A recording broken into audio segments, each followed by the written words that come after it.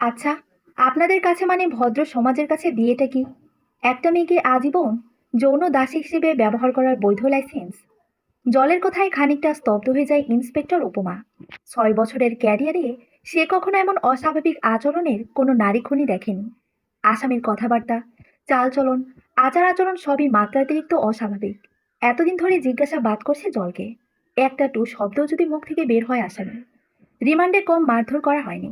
অন্য কোনো আসামি থাকলে এতদিনে নিশ্চিত প্রাণ পাখিটা খাঁচা ছেড়ে পালাতো। আসামির একটাই কথা, যেভাবেই হোক আদালতে যেন তার সর্বস্ব শাস্তির ব্যবস্থা করে দেওয়া হয়।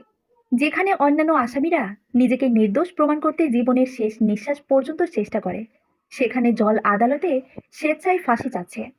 আপনি প্রশ্ন দ্বারা কি বোঝাতে চাচ্ছেন মিসেস বর্ষণ? উপমার কথায় জল বড় বড় চোখ নিয়ে ঠোঁটের তর্জনে আঙ্গুল দৃঢ়ভাবে ছুঁয়ে বলে, শুধু জল, কোনো মিসেস অমক তমক না।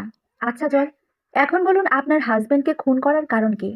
এত কারণ জেনে কি হবে আপনাদের? আমি খুন করেছি, আমায় ফাঁসি দিন। উপমা বিরক্তি নিয়ে জলের দিকে তাকায়। আচ্ছা জল, আপনার মধ্যে কি একটু অনুতাপ নেই? আপনি নিজের স্বামীকে খুন করেছেন। যেখানে অন্যরা নিজেকে নির্দোষ প্রমাণ করতে সর্বোচ্চ চেষ্টা করে, সেখানে আপনি ফাঁসির জন্য পাগলামি করছেন। দিন দুনিয়া দোজক মনে হলে আমার জায়গায় থাকলে আপনিও ফাঁসিই চাইতেন। তার ছেলের হাসি দিয়ে বলে জল। উপমার বিরক্তির শেষ সীমানায় চলে গেছে। এই মুহূর্তে মনে হচ্ছে জলকে কষিয়ে কয়েকটা থাপ্পড় দিতে। সত্য না বলে যাবি কোথায়? কিন্তু চড় থাপ্পড় এগুলো নেহাত দুধ ভাত মনে হবে জলের কাছে। মেয়েটা প্রচন্ড শক্ত। যেখানে উপমার হাতের একটা চড় খেলেই সব আসামিটা ছেড়ে দেমা কেঁদে বাঁচি বলে গড়গড় করে সব বলে দেয়, সেখানে জল 7 দিনের রিমান্ডেও টু শব্দ পর্যন্ত করেনি। নিজেকে নিয়ন্ত্রণে এনে উপমা বলে, হাজবেন্ডকে খুন করে কি আপনি চালায় জান্নাতে যাবেন? ইন্সপেক্টর উপমার কথায় বেশ মজা পায় জল।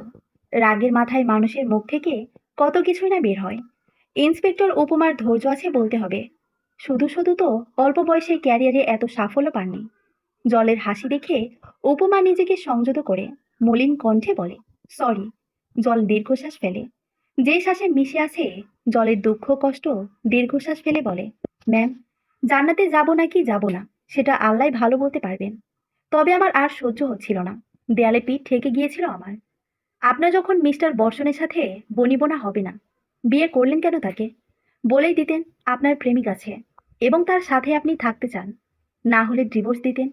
শুধু শুধু একটা নিরীহ মানুষকে মারলেন। ডিভোর্স? কত চেয়েছি, হিসেব নেই। নিজের জন্মদাতা মা বাবাকেও পাশে পায়নি। একটাই কথা তাদের মানিয়ে নেয়, মেনে নে। এই মানিয়ে নিতে নিতে, মেনে নিতে নিতে আমি যে প্রতিদিন মরে যাচ্ছি, সেদিকে কারো হুঁশই নেই। অট্ট হাসিতে হেসে ওঠে জল। জানালাবিহীন 4 দেওয়ালের অন্ধকার কুঠুরিতার বাতাস কেঁপে ওঠে জলের হাসিতে। হাসতে হাসতে জল বলে, আর মানুষ, ও তো জানোয়ারের থেকে অধম। না হলে দিনের পর দিন আমার সাথে এরকম করতে পারতো না। আমি কি শুধুই ওর বিয়ে করে কেনা যৌনদাসী? মানুষ নই আমি? যখন যা চাই মন চাই তাই করবে আমার সাথে। কি করতো উনি আপনার সাথে? জল শান্ত হয়ে যায়। চোখের কার্নিশ বেয়ে নোনা পানি লোকাপের জীর্ণ শীর্ণ কাঠের টেবিলটায় পড়ে। ফ্ল্যাশব্যাক। সকাল হতেই মায়ের ডাকে ঘুম ভাঙে জলে। আজ ছুটির দিন। কোথায় আরামে ঘুমাবে তার হলো কই। সাত সকাল মা ঘুম থেকে টেনে তুলল। পাত্রপক্ষ দেখতে আসবে, তাড়াতাড়ি ওঠ। তোমায় না বলেছি, আম্মু, এখন বিয়ে করব না। অনার্সে পড়িস আর বলিস বিয়ে করবি না। ছেলে সরকারি চাকরি করে। জল মায়ের কথায় কোনো ভ্রুক্ষেপ না করে ওয়াশরুমে ফ্রেশ হতে যায়। বাবা মার একমাত্র মেয়ে জল। অনার্স সেকেন্ড ইয়ারে পড়ে। বাবার ভীষণ আদরে। তাই মধ্যবিত্ত বাবা সাধ্যমতো মেয়ের আবদার মেটানোর চেষ্টা করেন। জলও বাবাকে ভীষণ ভালোবাসে। চাপা স্বভাবের হওয়ায় বন্ধু বান্ধব খুবই কম আছে জলের। বাবাই তার বেস্ট ফ্রেন্ড। দেখতে সুন্দর হওয়ায় অনেকের কাছ থেকেই প্রেম বিয়ের প্রস্তাব পেত, কিন্তু বাবা কষ্ট পাবে ভেবে সেগুলোতে আগায়নি জল। জল দ্রুত গোসল করে বেরিয়ে আসে। নভেম্বরের শেষের দিন। হালকা হালকা ঠান্ডা পড়েছে। জল রোদ পোহানোর জন্য ছাদে যায়। জোহরের আজানের পরে সাদা মাইক্রোতে করে কিছু লোকজনকে বাসার ভেতর ঢুকতে দেখে জল। কালো রঙের ফলমাল ড্রেস পরা একটি ছেলেকে দেখতে পায় জল। ছাদের রেলিং ঘেঁষে দাঁড়িয়ে থাকায় ছেলেটা খুব সহজে জলকে দেখতে পায়। প্রথম দেখায় ছেলেটার জলকে ভালো লেগে যায়। আর ভালো লাগাই স্বাভাবিক। হালকা পাতলা গড়নের, লম্বা চুলের শ্যামলঙ্গা মুখে মিষ্টি হাসির মেয়েকে দেখে যে কোনো পুরুষের হৃদস্পন্দন বেড়ে যাবে। ছেলেটা বেশ কিছুক্ষণ নিচে দাঁড়িয়ে জলকে দেখে। জল লজ্জা পেয়ে ছেলেটার দৃষ্টিসীমানার বাইরে চলে যায়। আদরের ভাইকে স্তব্ধ দাঁড়িয়ে থাকতে দেখে বর্ষা এগিয়ে আসে। কি রে, দাঁড়িয়ে আছিস যে? না এমনি। এমনি? নাকি স্বপ্নে দেখা রাজকন্যার খোঁজ পেয়েছ? আপু তুইও না? লাজুক কণ্ঠে বলে বর্ষণ। বর্ষা হেসে দেয়। দুই ভাই বোন হাসতে হাসতে ভেতরে যায়। বেশ ঘটা করেই পাত্রী দেখার আয়োজন করা হয়। জলের মা বিভিন্ন পদের সুস্বাদু খাবার রান্না করেন। পোলাও, গরুর মাংস ভুনা, রোস্ট, ডিমের কোরমা, মুড়ি ঘন্টা ইত্যাদি ইত্যাদি। ডেজার্ট আইটেমের মধ্যে ছিল পায়েস, পুডিং, কাস্টার্ড, তিনটাই জলের বানানো। রান্নাবান্নায় অপরিপক্ক হলেও ভিনদেশি ও ডেজার্ট আইটেম বেশ ভালোই বানাতে পারে জল। জল বরাবরই ঘর কোনো মেয়ে, সহজে বের হয় না নিজের ঘর থেকে।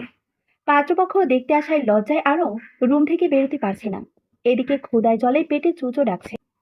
সকালে খাওয়া হয়নি জলের সেভাবে। কফি খেয়ে গোসলে চলে যায় জল। আর এসে দেখে বাসা ভর্তি মেহমান।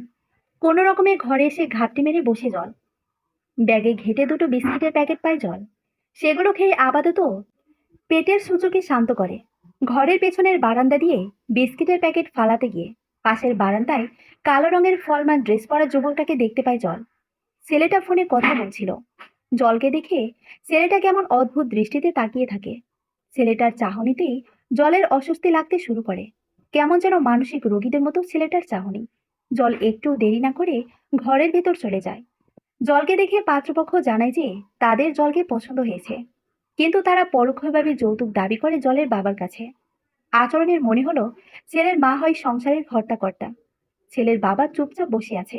সে কোনো কথাই বলছে না। অথচ বাবারাই বাইরে গেলে মানুষজনের সাথে কথা বলে। ছেলের মা মুচকি হেসে বলে, দেখেন ভাই সাহেব, আমাদের কোনো দাবি দেওয়া নেই। সংসার তো আপনার মেয়েরই হবে। টিভি, ফ্রিজ, খাট, আলমারি, সোফা মেয়ের জামাইয়ের জন্য গাড়ি মানে আপনি মন থেকে আপনার মেয়েকে যা দেন আর কি। মন থেকে আব্বু আমার জন্য দোয়া আশীর্বাদ নিলে যথেষ্ট আন্টি। আপনাদের মতো এত জিনিস আমার আব্বুর কাছ থেকে চাওয়া নেই। আঙ্কেলের কলিজা যেমন তার মেয়ে, ঠিক তেমনই আমিও আমার বাবার কলিজা। আব্বু আমাদের আব্বুর কলিজা মানে আমায় দিয়ে দিতে চাইছে সেখানে। তারপরও আপনারা ভিখারির মতো এত কিছু চাইতেছেন, তাও ইনডাইরেক্টলি। জলের এহেন কথায় মহিলা রাগে ক্ষোভে ফেটে ওঠেন। ছেলের হাত ধরে হিড়হিড় করে টানতে টানতে ছেলেকে নিয়ে বেরিয়ে যান। যাওয়ার সময় ছেলেটা জলের দিকে অদ্ভুত এক অসহায় দৃষ্টি নিয়ে তাকিয়ে থাকে। মা ছেলের পেছন পেছন বাবা মেয়েও বেরিয়ে যায়। সেদিন জলের পরিবারের সঙ্গে খুব ঝামেলা হয়। কোনো মেয়ের পরিবারের সরকারি চাকরিজীবী ছেলে হাতছাড়া করতে চায় না। থাকুক তাদের দাবি দেওয়া, সাধ্যমতো জলের বাবা সেগুলো পূরণ করার চেষ্টা করবে। সেদিন রাতে জল অভিমান করে না খেয়ে ঘুমিয়ে যায়। ক্লাসের জন্য বের হচ্ছিল জল। সদর দরজা খুলতেই মা ছেলেকে দেখে অবাক হয়ে যায় জল। সেদিন এভাবে রেগে বেগে বের হয়ে গেল মহিলা। আজ সকাল সকাল ছেলেকে নিয়ে মহিলা হাজির। অবাক করার মতো ব্যাপার। জল ভদ্রতার খাতিরে মহিলাকে সালাম দেয়। আসসালাম আলাইকুম আন্টি, কেমন আছেন? ওয়ালাইকুম আসসালাম। ভালো আছি মা, তুমি কেমন আছো? জলকে মা বলে সম্বোধন করায় জলের মনে সন্দেহের সৃষ্টি হয়। মহিলার আচার আচরণ মোটেও সুবিধার লাগছে না জলের। তোমার বাবা কোথায়? জি, আব্বু বাসায় আছেন। কিছু দরকার? হুম, জরুরি দরকার। তাহলে দাঁড়িয়ে আছেন কেন? ভেতরে আসুন। বর্ষণ ওর মা ভেতরে ঢোকে। জলের মাকে ডাক দেয়। জলের মা এলে জল ক্লাসের উদ্দেশ্যে বের হতে নিলে পেছন থেকে মহিলা বলেন, কোথায় যাও? ক্যাম্পাসে আন্টি, ক্লাস আছে তো। খুব ইম্পর্টেন্ট ক্লাস? জি আন্টি। আচ্ছা তাহলে যাও, সাবধানে যেও। জল কিছু না বলে বেরিয়ে যায়। জলের মা জলের বাবাকে ঘর থেকে ডেকে দিয়ে রান্নাঘরে যান নাস্তা বানানোর জন্য। জলের বাবা বর্ষণের মা আর বর্ষণকে বসার অনুরোধ করেন। আমি আন্তরিকভাবে দুঃখিত সেদিন আমার মেয়ের ব্যবহারের জন্য। না না ঠিক আছে, ও তো ভুল কিছু বলেনি। জলের বাবার কথার জবাবে বলেন বর্ষণের মা। জলের মা নাস্তা নিয়ে আসেন। বর্ষণের মা জলের মাকে বসার অনুরোধ করেন। আপা বসুন, কথা আছে। জলের মা জলের বাবার পাশে বসেন। সেদিন একটু ভুল বোঝাবুঝির জন্য আমরা সাধারণ কথায় ক্ষিপ্ত হয়ে বেরিয়ে গিয়েছি। প্রথমেই তার জন্য আন্তরিকভাবে ক্ষমা চাচ্ছি। মহিলার আকস্মিক কথার মানে খুঁজে পায় না জলের বাবা মা। বর্ষণের মা কিঞ্চিত হাসেন। আমরা এতদিন ভেবে দেখলাম যে আপনাদের মেয়ে আমার ছেলের জন্য যোগ্য, তাই আমরা সরাসরি বিয়ের প্রস্তাব নিয়ে এসেছি। জলের বাবা মা কি বলবে ভেবে পান না। অবাক দৃষ্টিতে একে অপরের দিকে তাকান। মহিলা আবার হেসে বলেন, ভাইজান, আমাদের কোনো দাবি দেওয়া নেই। আপনারা আপনাদের মেয়েকে দিলেই আমরা ধন্য হব। আপনি কি ভেবেচিন্তে বলছেন? জলের বাবা প্রশ্ন ছুড়ে মারে। মহিলা মুচকি হেসে বলে, এতদিন পরে যখন এসেছি, তাহলে বলতে পারেন ভেবেই বলছি। আমরা অনেক আশা নিয়ে এসেছি। আশা করছি নিরাশ করবেন না আমাদের। দেখেন, সংসারটা তো আমি আপনি কেউ করব না। করবে আপনার ছেলে আর আমাদের মেয়ে। এদের মত ছাড়া কিছু বলা যায় না। আমার ছেলে রাজি। বলতে গেলে ওর জোরাজুরিতেই এখানে আসা। বাকিটা আপনাদের মেয়ের হাতে। রাতের খাবার শেষে নিজের ঘরে এসে বিছানায় গা এলিয়ে দিয়েছিল জল। হঠাৎই জলের ঘরে জলের বাবার আগমন ঘটে। কিছু বলবে বাবা? জলের বাবা জলের বিছানায় এসে বসেন। বাম হাত দিয়ে চশমাটা খুলে বিছানায় রাখেন। আজ সকালে বর্ষণ আর বর্ষণের মা এসেছিল। তা তো জানি। আমি থাকতেই ওনারা এসেছিল। ওনারা বিয়ের ব্যাপারে কথা বলতে এসেছিল। দরকার নাই। তুমি আমায়ও দিবে তাদের কাছে, আবার কারি কারি জিনিস দেবে। দুনিয়ায় তো আর ছেলের অভাব পড়েনি। তাদের কোনো দাবি দেওয়া নেই। তারা শুধু তোকে চাইছে। তোর কি মত? তোমরা যা ভালো বুঝো তাই করো। নিজের থেকেও বেশি বিশ্বাস আমি তোমাদের করি। তোমরা যদি ভাবো ওইখানে আমি ভালো থাকবো, তাহলে আমার কোনো আপত্তি নেই। খোঁজ খবর নিয়ে তো দেখেছি ছেলের ফ্যামিলি ভালো। তাহলে হ্যাঁ বলে দিলাম। জল সম্মতিসূচক মাথা নাড়ায়। জলের বাবা ওর ঘর থেকে বেরিয়ে যায়। জল বাবা মায়ের একমাত্র সন্তান। বর্ষণও ওর বাবা মায়ের একমাত্র ছেলে। বেশ ঘটা করে বড় পরিসরে বিয়ের আয়োজন করা হয়। কোনো কিছুর কমতি ছিল না। বিয়ের এত আয়োজনের মধ্যেও আর পাঁচটা মেয়ের মতো জলেরও মনে জমেছিল হাজার জল্পনা কল্পনা। যে পরিবারে যাচ্ছে সে পরিবারের মানুষজন আদৌ কেমন হবে? বাবা মাকে ছেড়ে যে নতুন দুনিয়ায় জল যাচ্ছে, সে দুনিয়ায় কি জল ভালো হবে? এইসব কারণেই মূলত মেয়েরা বিয়ে জিনিসটাকে জমের মতো ভয় পায়। সব ছেলেরাই শ্বশুর বাড়িতে এসে জামাই আদর পায়। মেয়েদের ক্ষেত্রে বিষয়টা পুরোই উল্টো। বাংলাদেশের শতকরা ৯৯% মেয়েই শ্বশুর বাড়িতে দিনরাত খেটেও শ্বশুর বাড়ির সদস্যদের মন পায় না। আদর আপ্যায়ন তো দূরেই থাক। শতে বা হাজারে একটা মেয়ে শ্বশুর বাড়িতে ভালো থাকে, কিন্তু এই একজন মেয়ে অনেক সময় এর কদর করতে জানে না। প্রেগনেন্সি জিনিসটা মেয়েদের জন্য খুবই সেন্সিটিভ একটা ব্যাপার। সাথে জীবনের গুরুত্বপূর্ণ মুহূর্ত বা ধাপ। এই সময়টায় মেয়েদের এক্সট্রা কেয়ারের প্রয়োজন হয়। জীবনের ঝুঁকি নিয়ে বংশের ধারাকে বজায় রাখতে নিজেদের ভেতর আরেকটা প্রাণকে ধারণ করে। এই সময়টাতে সব মেয়েরাই একটু খাতির যত্নে আশায় থাকে। এক কথায় বলতে গেলে এক্সট্রা কেয়ার সব মেয়েদের প্রাপ্ত। কিন্তু কজনের কপালে সেই সুযোগটুকু জোটে? বর্ষণদের বাড়িতে যাওয়ার যাত্রাকালে বর্ষণের সাথে জলের খানিকটা কথা হয়।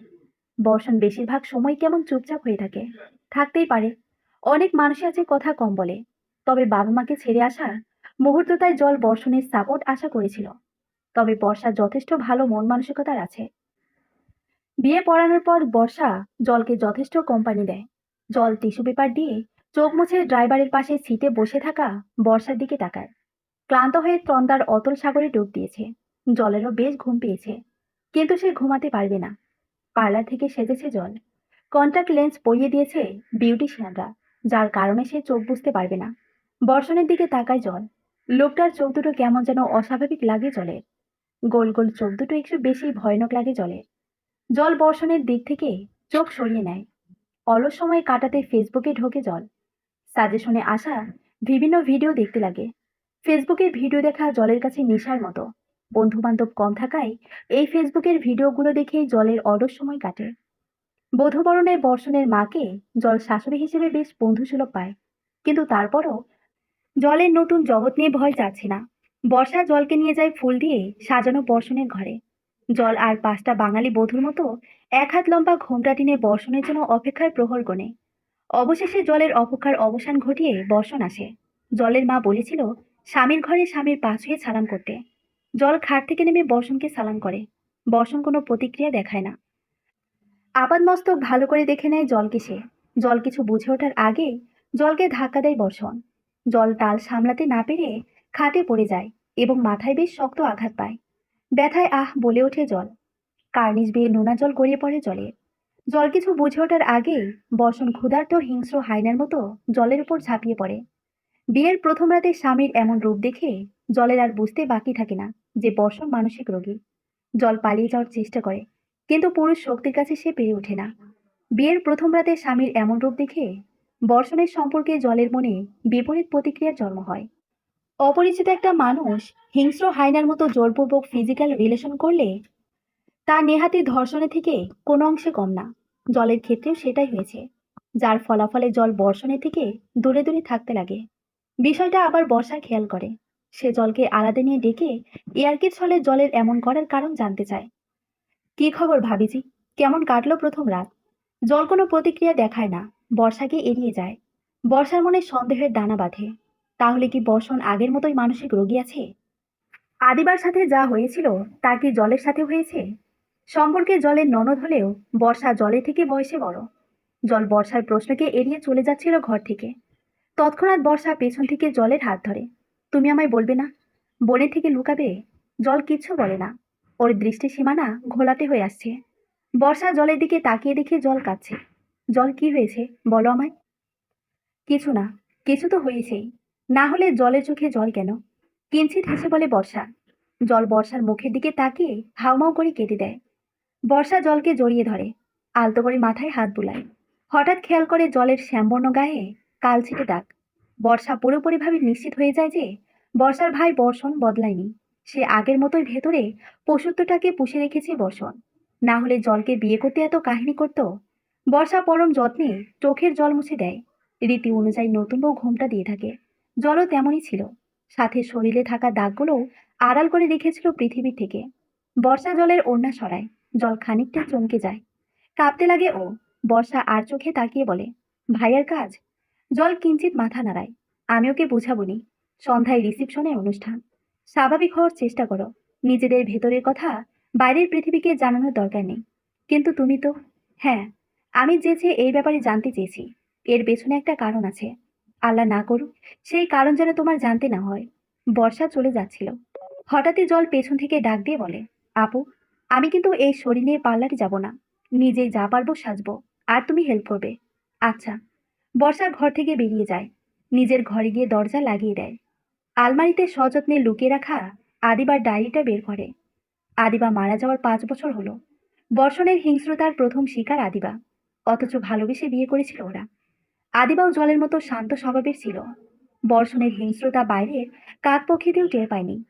আদিবা যখন 4 মাসের অন্তঃসত্ত্বা, তখন প্রকাশ পায় বর্ষণের হিংস্রতা। ফিজিক্যাল রিলেশনে বাধা দেওয়ায় সেদিন আদিবাকে বর্ষণ খুব মারে। মারার এক পর্যায়ে আদিবার পেটে লাথি দেয় বর্ষণ। ব্যথায় চিৎকার করে ওঠে আদিবা। এ বাড়িতে সবকিছু হয়েছিল। বর্ষণের মা চাইলেই আদিবাকে বাঁচাতে পারতেন, কিন্তু তিনি তা করেননি। উল্টো ছেলেকে প্রশ্রয় দেন। আদিবার হাত মুখ বেঁধে মা ছেলে স্টোররুমে আটকে রাখে। সেখানে আদিবা মারা। বর্ষণের বাবাকেও বর্ষণের মা এক প্রকার দমিয়ে রাখেন। কথায় বলে না, যে সংসারে মেয়ে মানুষ সবকিছুর হর্তাকর্তা, সে সংসার কখনো সুখের হয় না। বর্ষা হাড়ে হাড়ে কথাটা টের পায়। ছোট থাকায় বর্ষা তখন বুঝতেও পারেনি বর্ষণ আসলে নেক্রোফিলিয়া রোগে আক্রান্ত। না হলে মৃত আদিবার সাথেও এমন করতে পারত বর্ষণ। নিজ চোখে ভাই আর নোংরামি দেখেছে বর্ষা। মৃত লাশের সাথে শারীরিক সম্পর্ক স্থাপন। শুনতে যেমনটা অদ্ভুত, বাস্তবে ভাবাটাও তেমন কষ্টকর এবং ভয়ঙ্কর। লাশের প্রতি যৌনাকাঙ্ক্ষা তৈরি হয় যাদের, তাদের নেক্রোফিলিক বলে হয়ে থাকে। আজকে এমনই আরেক লাশ ধর্ষণকে গ্রেফতার করেছে চট্টগ্রাম পুলিশ। চট্টগ্রাম মেডিকেল মর্গে কাজ করতেন 48 বছর বয়সী এক লোক। তার অধীনে লাশগুলো প্রাথমিক অবস্থায় থাকতো। তখন অল্প বয়সী নারীর লাশ পেলে বিকৃত কাজে লিপ্ত হতো। সম্প্রতি দুটো স্বাভাবিক নারী লাশের ফরেনসিক রিপোর্টে ধর্ষণের আলামত পাওয়া গেলে সেটা পরীক্ষা করতে গিয়ে একই ব্যক্তির আভাস পাওয়া যায়। তদন্তে ধরা খেয়ে বসে মর্গের এই কর্মী। বছর দুয়েক আগে এই টপিকে আলোচনা করেছিলাম। তখন অনেকের মনে হয়েছিল এটা কি আদৌ সম্ভব, হলেও আমাদের দেশে নেই বোধ হয়। কিন্তু কয়েক মাস পরেই ধরা খায় সোহওয়ার্দে মেডিকেল মর্গের এক নেক্রোফিলিক কর্মী। জবানবন্দিতে স্বীকার করেছিল সে 3 বছরে 100+ নারীর লাশ ধর্ষণ করেছিল। আজকে আবার ধরা খেল চট্টগ্রাম মেডিকেল মর্গের কর্মী। নেক্রোফিলিকরা শিকারের খোঁজে মর্গে ভিড় জমায়, নাকি মর্গের নারীদেহ সহজলভ্যতায় ধীরে ধীরে নেক্রোফিলিক হয়ে ওঠে, বিষয়টা সাইকোলজিক্যাল। কিন্তু এটা একদম পরিষ্কার, নেফ্রোফিলিয়ায় আক্রান্ত ঠান্ডা মাথার ক্রিমিনালরা এখন আর কোনো বিচ্ছিন্ন থ্রিলার কাহিনীর ভেতর সীমাবদ্ধ নেই। চারপাশে অসংখ্য ঘটছে। ধরা খাওয়ার আগ পর্যন্ত যা সব অজানা থেকে যায়। লাশ বলে কি এসব নিয়ে কর্তৃপক্ষের কোনো মাথা ব্যথা নেই? কিছু অমানবিক নিয়ম নিয়ে কাউকে কোনো প্রশ্ন করতে দেখি না। কোনো মানবাধিকার কর্মী, নারী অধিকার কর্মীদের মাথা ব্যথা দেখি না। নারী লাশের ডোম কেন ছেলে হতে হবে? লাশ বলেই কি তার কোনো পর্দা নেই? হাসপাতালে মহিলা ওয়ার্ড থাকে, মহিলা ডাক্তার থাকে, মহিলা নার্স দিয়ে করিডর ভরপুর থাকে। মহিলার ডোম কেন রাখা হয় না? উপযুক্ত বেতন দিলে অবশ্যই পাওয়া সম্ভব। ডোম না পেলেও নারী লাশ কেন মহিলা কর্মীদের হেফাজতে রাখা হয় না? মরে গেল বলেই পরিচয় শুধু লাশ? কর্তৃপক্ষের কাছে লাশ হতে পারে, অনেকের কাছে তখনও রক্তে মাংসের উপভোগ্য নারী। প্রশ্নহীন, ঝামেলাহীন, বিনামূল্যে পাওয়া বিকৃত খায়েশ মিঠানোর বস্তু। মৃত্যুর পর এভাবে নিরাপত্তাহীন নারী দেহ রাখা বর্বর, জঘন্যতম অন্যায়। নিজের ভাইয়ের সম্পর্কে এসব জানার পর চরম ঘৃণা আর বিদ্বেষ বর্ষার মনে জন্ম নেয়। মাকে বর্ষা কত বোঝায় বর্ষণকে সাইটিগ্রিস দেখাতে, কিন্তু কে শোনে কার কথা? তার একটাই কথা, ছেলে মানুষ। অথচ আজ ছেলে মানুষ বলে ভুল শুধরে না নিলে কাল ছেলে মানুষ হবে না। এ কথা কয়জন ভাবে? ভাবে না দেখে সমাজে আজ এত অধঃপতন। জলকে নিয়ে বর্ষার ভীষণ ভয়। বর্ষার মনে হয় জলকে বর্ষণের অতীত সম্পর্কে জানানো দরকার, কিন্তু জলকে মেনে নেবে? কিন্তু জানানো যে খুব প্রয়োজন। একটা মানুষের অতীতের ওপর নির্ভর করে ভবিষ্যৎ। কড়া নাড়ার আওয়াজে বর্ষার ধ্যান ভাঙে। মা ডাকছে। বর্ষা গিয়ে দরজা খোলে। কি রে, দরজা আটকে বসে আছিস কেন? মাথা ধরেছিল। বাসা ভর্তি মেহমান তো, তাই দরজা লাগিয়ে শুয়েছিলাম। পার্লারে যাবি না জলকে নিয়ে? উহু, ও যাবে না বললো পার্লারে। আমি ওকে সাজিয়ে দেবনি। ভালো করে সাজিয়ে দিস। আমি গেলাম। বর্ষণের মা বেরিয়ে যায়। বর্ষা দীর্ঘশ্বাস ফেলে। মায়েরা নাকি মমতাময়ী হয়, অথচ বর্ষার চোখে বর্ষার মা পিচাসীন। মা নামের কলঙ্ক। বর্তমানে ফ্যামিলি এমন একটা জিনিস যেখানে সবাই আমাদের ভালো চায়, কিন্তু তারা কেউ আমাদের বোঝে না, জানার চেষ্টা করে না কোথায় আছে আমাদের ভালো থাকা। জলের ক্ষেত্রে ঠিক তেমনটাই হয়েছে। টাকাটাই কি সব? টাকায় কি এনে দিতে পারে সুখ, শান্তি, ভালো থাকা? প্রতিদিন রাতে বর্ষণের নির্যাতন আর জলের সহ্য হচ্ছে না। রাতের বেলা বেডরুমটা জলের কাছে এক টুকরো নরক ছাড়া কিছুই নয়। সকাল সকাল দরজায় কড়া নাড়া আওয়াজ শুনে দরজা খুলে নিজের মেয়েকে দেখতে পায় জলের মা। মেয়ের চোখে মুখে তীব্র আতঙ্ক আর ভয়। তুই হঠাৎ করে? বর্ষণ কই? জল কোনো কথা বলে না। নিজের ঘরে গিয়ে ঠাস করে দরজা লাগিয়ে দেয়। মেয়ের এমন অস্বাভাবিক আচরণে চিন্তিত হয়ে পড়েন জলের মা। হঠাৎ করে কি এমন হলো জলের? কেনই বা এমন অস্বাভাবিক আচরণ করছে? মেয়ের ঘরের দরজায় কড়া নাড়তে থাকেন জলের মা। জলের বাবা ডায়াবেটিসের রোগী। সকালে হাঁটতে গেছেন। শ্বশুর বাড়ি থেকে এসে এভাবে ঘরে ঢুকে মেয়ের দরজা লাগিয়ে দেওয়াটাকে স্বাভাবিকভাবে নিতে পারে না জলের মা। দরজায় কড়া নাড়তে থাকেন, কিন্তু জল দরজা খোলে না। অনেকক্ষণ কড়া নাড়ার পর দরজা খুলে জল। কান্না করায় চোখ মুখ ফুলে গেছে। বর্ষণের সাথে কিছু হয়েছে তোর? জল নাক টেনে বলে, ভেতরে এসো। জলের মা ঘরের ভেতরে ঢুকে। জল ঘরের সব জানালা লাগিয়ে দেয়। কাপড় দিয়ে আড়াল করে রাখা শরীরের নির্যাতনের কালো দাগগুলো উন্মুক্ত করে মায়ের সামনে। শ্যামবর্ণ গায়ে অসংখ্য দাগ। পেটের বা পাশটায় অসংখ্য সিগারেটের পোড়া দাগ। ডান পাশটায় বিরাট আঁচড়ের দাগ। রক্ত জমাট ভেদে কালো হয়ে আছে। এরপরও আমায় জিজ্ঞেস করবে আমি কেন কাঁদছি? জলের মা উঠে জলকে কষিয়ে চড় মারেন। চড় খেয়ে জল মায়ের দিকে অশ্রুসিক্ত চোখে তাকায়। লজ্জা করে না মাকে সব দেখাতে? এই শিক্ষা দিয়েছি তোকে, নির্লজ্জ কোথাকার। মায়ের কাছে নিজের ওপর চলা নির্যাতনের কথা জানানোর লজ্জার কথা তা জলের জানা ছিল না। তুমি কি চাও আম্মু? তোমার মেয়ে কি মরে যাক? অশ্রুসিক্ত নয়নে মায়ের দিকে প্রশ্ন ছুড়ে মারে জল। জলের মা কড়া গলায় বলেন, নিজেদের মধ্যকার ঘটনা জেনে সমাজকে বলিয়ে বেড়ায় তার মরে যাওয়া স্ত্রীও। জল তাচ্ছিলের হাসি দেয়। ট্রাস্ট মি আম্মু, আত্মহত্যা যদি মহাপাপ না হতো তাহলে আমার লাশই আসতো, আমি আসতাম না। জলের মা তীব্র ঘৃণা নিয়ে মেয়ের থেকে মুখ ফিরিয়ে নেন। জলের মা বেরিয়ে যান। যাওয়ার আগে মেয়েকে কড়া করে বলে দেন যেন এগুলো কাকপক্ষীতেও টের না পায়। মেয়ে হয়ে জন্মিয়েছ, মানিয়ে নিতে শেখো। জলের মায়ের যাওয়ার পানির দিকে তাকিয়ে দীর্ঘশ্বাস ফেলে। সাদা কাপড় দিয়ে ঢেকে রাখা ড্রেসিং টেবিলটার সামনে যায় জল। কাপড়টা সরিয়ে দেখে আয়নাটা ঝাপসা। বেশ মোটা স্তরে ধুলো পড়েছে। হাত দিয়ে আয়নাটা পরিষ্কার করে কামিজ তুলে পেটে সিগারেটের স্যাকাগুলোকে আয়নায় দেখতে লাগে। দগদগে ঘা হয়ে রয়েছে। একটা মানুষ এতটা হিংস্র হয় কিভাবে? স্ত্রী কি শুধুই ভোগের বস্তু? সে মানুষ নয়। পুরুষ জাতটা কি অদ্ভুত। এই জাতের কাছে নারী সবচেয়ে বেশি সুরক্ষিত, আবার এই জাতের কাছে নারী সবচেয়ে বেশি নির্যাতিত। বিয়ের আগে এই যাত্রার প্রতি জলের মনে অনেক শ্রদ্ধা ছিল, অথচ আজ এই যাত্রার প্রতি জলের তীব্র ঘৃণা। বিয়ের আগে জলের বাবা জলকে আগলে রেখে এখন যে একজন জানোয়ারের হাতে তুলে দিয়েছে, তা কি আদৌ জলের বাবা জানতে পারবে? 4টা মাসে জলের পুরো জীবনটাই বদলে গেল। দিনে বর্ষণ আর 5টা স্বাভাবিক মানুষের মতোই থাকে। বর্ষাকে বলার পর প্রতিদিন অফিস থেকে ফেরার পথে বর্ষণ জলের জন্য চকলেট আনতো, কিন্তু রাতে কেমন বর্ষণ বদলে যেত। যৌন ক্ষুধা বর্ষণের মাঝে লুকিয়ে থাকা পশুত্বকে জাগিয়ে তুলত। এমনকি বিশেষ দিনগুলোতেও জল রক্ষা পেত না। তলপেটে তীব্র ব্যথা, ব্যাক পেইন একদিকে জলকে আঘাত করছে, আরেকদিকে গভীর রাত্রিতে সেই হিংস্রতার ভয়। শারীরিক মানসিক দুভাবেই জল অসুস্থ হয়ে পড়ে। কান্না করে যে একটু হালকা হবে তারও সুযোগ নেই। বলতে মানা, কাঁদতে মানা, সবকিছুতেই না না। এত নায়ের সমাধান একেবারে শুরুতেই করলেই তো হতো। মেয়েদের পৃথিবীতে জন্মাতে মানা। বিকালে জলের মা বর্ষণকে ফোন করে বুঝিয়ে দেন জলকে বর্ষণের হাতে।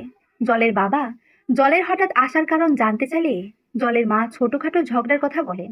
বর্ষণ অফিস থেকে এসে যখন জলের মা বাবার সাথে হাসি মুখে কথা বলছিল, তখন জলের মনেই হচ্ছিল না যে এই মানুষটা রাতেই হিংস্র হয়ে উঠবে। জলকে নিয়ে যাওয়ার সময় বর্ষণ যখন জলের হাত ধরেছিল, তখন জল একটা তীব্র বিরক্তি নিয়ে বর্ষণের হাতের দিকে তাকায়। অথচ এই তাকানোতে থাকার কথা ছিল আস্থার ভালোবাসা।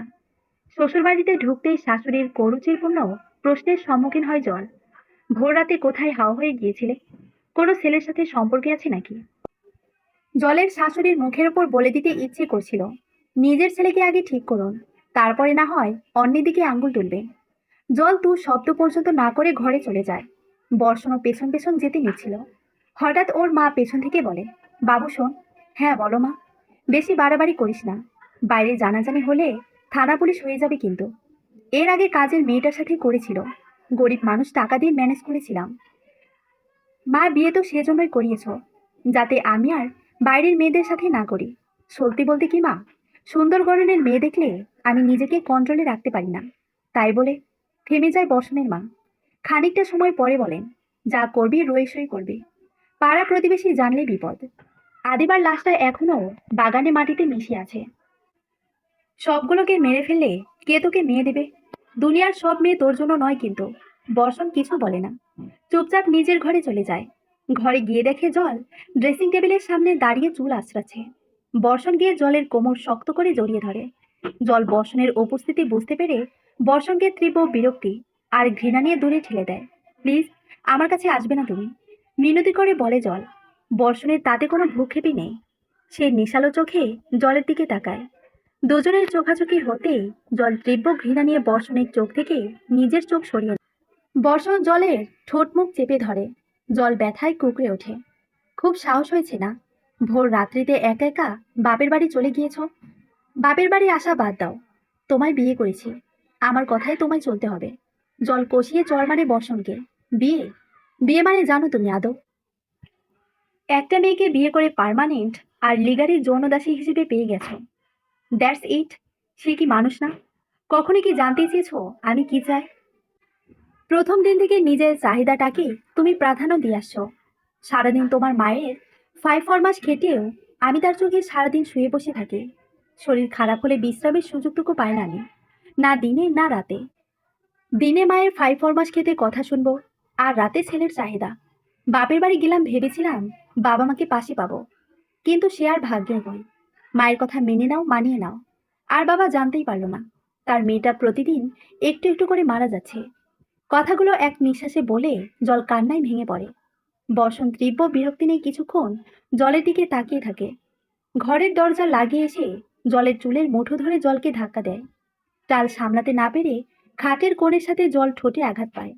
মুহূর্তে সেই কাটা স্থান থেকে ফেকনি দিয়ে রক্ত ঝরতে লাগে। বর্ষণ আবার জলের চুলের মুঠি ধরে। জল তাল সামলাতে উঠে দাঁড়ায়।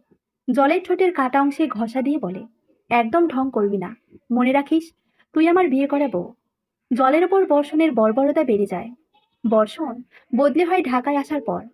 লোকমুখে শুনেছে জল যে ঢাকার মানুষের মধ্যে সামাজিকতা নেই খুব একটা।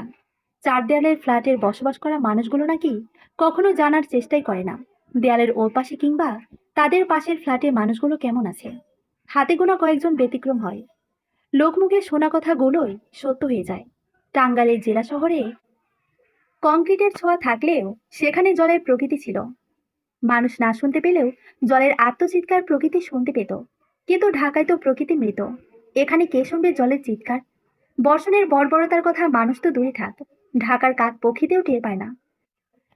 প্রতিটা রাত জল অসহনীয় যন্ত্রণার মধ্য দিয়ে পার করতে লাগে। কারো কাছে যে সবটা খুলে বলবে তারও সুযোগ নেই জলের। সমাজ কি বলবে, লোকে কি বলবে, যেখানে এগুলোর ভয়ে জল নিজের গর্ভধারিণী মাও সাড়া দেয় না। আর অন্য মানুষ, সাইকোলজি নিয়ে পড়া মেয়েটা নিজেই মানসিকভাবে অসুস্থ হয়ে পড়েছে। বিকেল হলে আশেপাশের ফ্ল্যাটের মহিলারা এক হয়ে গল্পগুজব করে। জলেরও যেতে ইচ্ছে করে, কিন্তু বর্ষণের মানা আছে, তাই সে সাহস পায় না। চার দেয়ালের ফ্ল্যাটে জেলখানার আসামির মতো সময় কাটতে থাকে জলে। শ্বশুরবাড়িতে তাও বর্ষা থাকতো, ওর সাথে কথা বলে একটু হলেও জল হালকা হতো। ফোনের রিংটোনের শব্দে জলের ধ্যান ভাঙে। স্ক্রিনে বর্ষার নামটা ভেসে উঠেছে। জল ফোন রিসিভ করে। ফোন রিসিভ করতেই ইয়ার্কির সুরে বর্ষা বলে, কি খবর ভাবিজি? খারাপ থাকলেও আলহামদুলিল্লাহ, ভালো থাকলেও আলহামদুলিল্লাহ। তুমি? শুকনো গলায় জবাব দেয় জল। বর্ষা বুঝতে পারে বর্ষণ শুধরায়নি। বর্ষাকে আদিবার কথা জানানোর সময় হয়েছে। বর্ষা। ফোনের বিপরীত পাশ থেকে জলের ডাকে বর্ষার ধ্যান ভাঙে। বর্ষা প্রফুল্ল কণ্ঠে বলে, যেটার জন্য ফোন দিচ্ছিলাম, আমি কিন্তু ঢাকা আসছি, ট্রেনে আছি, টঙ্গী স্টেশনে আছি। তুমি ঢাকা আছো এটা আগে বলবে না? রান্না বান্না করে রাখতাম, এখন তো বলেছি শুধু ফ্রাইড রাইস করে রাখো। এটা তুমি অসম্ভব ভালো বানাও, কয়েকদিন হলো তোমার হাতের ফ্রাইড রাইস খায় না। জল শুকনো গলায় বলে, আচ্ছা, সাবধানে এসো। জল ফোন কেটে দেয়। ঘরে গাজর ফুলকপি ছাড়া তেমন কোনো সবজি নেই যে ফ্রাইড রাইসে দেবে। মুরগি ছিল, তবে কাল রান্না করে ফেলেছে জল।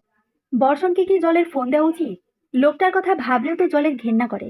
বিয়ের 1.5 বছরের মতো হয়েছে, এতগুলো দিনে বর্ষণের প্রতি জলের বিন্দুমাত্র ভালো লাগা তৈরি হয়নি।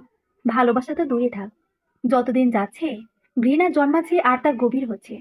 কাঁপা কাঁপা হাতে ফোনটা নিয়ে বর্ষণকে ফোন দেয়। হঠাৎ ফোন দিলে যে? বলছি একটা মুরগি, ক্যাপসিকাম, মটরশুঁটি, ব্রোকলি এনে দিতে পারবে? হঠাৎ এগুলো আনতে বলছো কেন? আমি তো দুপুরে বাইরেই খাই। বাসায় নিজের বয়ফ্রেন্ডকে দাওয়াত করে এনে ভালো মন্দ রান্না করে খাওয়াবে নাকি? লোকটার ব্যবহারের মতো মুখের কথাগুলো ঘৃণ্য।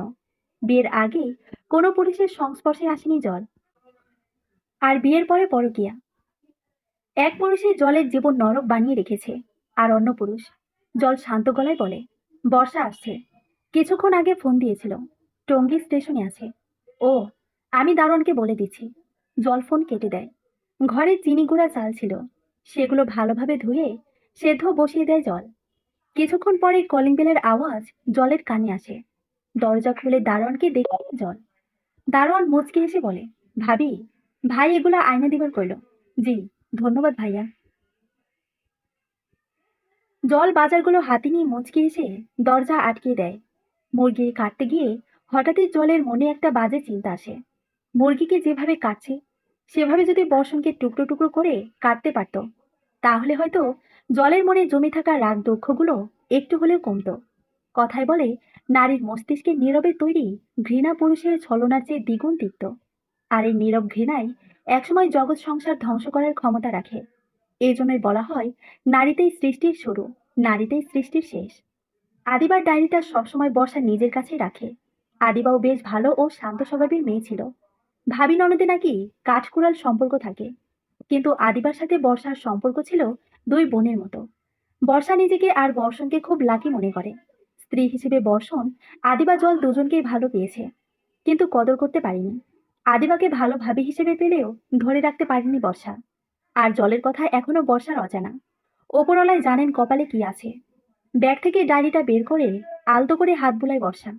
রাস্তায় জ্যাম থাকার কারণে আদিবার পৌঁছাতে বেশ দেরি হয়।